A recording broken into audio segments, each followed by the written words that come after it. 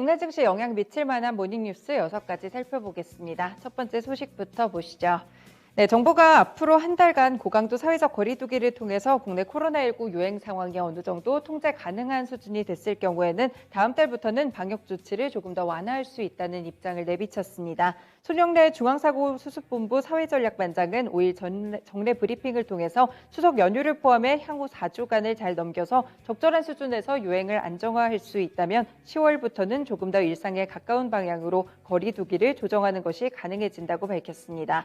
이는 사실상 위드 코로나로의 방역체계 전환을 염두에 둔 것으로 보이는데요. 오늘부터는 4단계 지역의 식당과 카페 영업시간이 다시금 1시간 늘어나고요. 식당과 카페, 가정에서는 오후 6시 이후에도 접종 완료자를 포함해서 최대 6명이 모일 수가 있습니다. 두 번째 소식 살펴보겠습니다. 당분간 초저금리가 지속될 수밖에 없다는 기대로 이 비트코인 등 암호화폐가 일제히 또 랠리를 펼치고 있는데요. 비트코인은 5만 1,000달러 선을 넘어서기도 했습니다. 이 미국의 중앙은행인 연준이 당분간 초저금리를 유지할 것이라는 기대 때문에 리스크 테이킹 현상이 나타나면서 지난 주말부터 랠리를 펼치고 있는데요. 비트코인뿐 아니라 알트코인들도 같이 오르고 있습니다. 이더리움도 상승세를 보이고요. 에이다와 바이낸스 코인, 리플 등이 일제히 상승하고 있습니다. 세 번째 소식도 살펴보시겠습니다. 최근에 IPO 하신 분들 참 많으실 텐데요. 이 공모주 열풍을 일으킨 카카오뱅크, 크래프톤 등 대형 새내기주들의 기관 투자자 보유 물량이 이번 주부터 시장에 대규모로 풀릴 것으로 보입니다.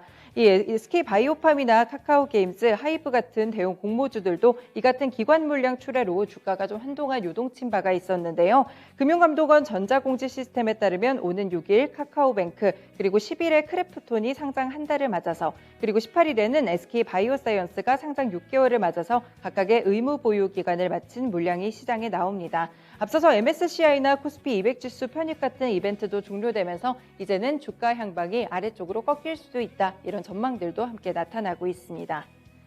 다음 소식 살펴보겠습니다. 디즈니 플러스가 올해 11월에 한국 상륙을 예고했는데요. 당장은 LG U+ IPTV와 LG전자 스마트 TV에 탑재돼서 서비스될 전망입니다. KT 역시 디즈니 측과 협상은 하고 있지만 디즈니가 요구하는 안드로이드 셋톱박스 비중을 맞추지 못했기 때문에 당장 11월에는 조금 론칭하기가 조금 힘들다라는 전망이 있는데요. 일단 LG U+는 IPTV 3사 가운데 가장 빠른 2017년 안드로이드 셋톱박스를 도입했습니다. KT 측은 안드로이드 셋톱이 전체 셋톱박스의 30% 정도밖에 안 되는 것으로 전해지고 있는데요. 다만 이번 보도는 단독 보도로 흘러나온 만큼 추가적인 확인은 조금 더 필요하시겠습니다. 다음 소식 넘어가 보시겠습니다. 공시인데요. 이그젝스가 2차 전지용 바인더 그리고 이를 포함하는 2차 전지용 음극과 2차 전지 관련 특허를 취득했다고 공시했습니다.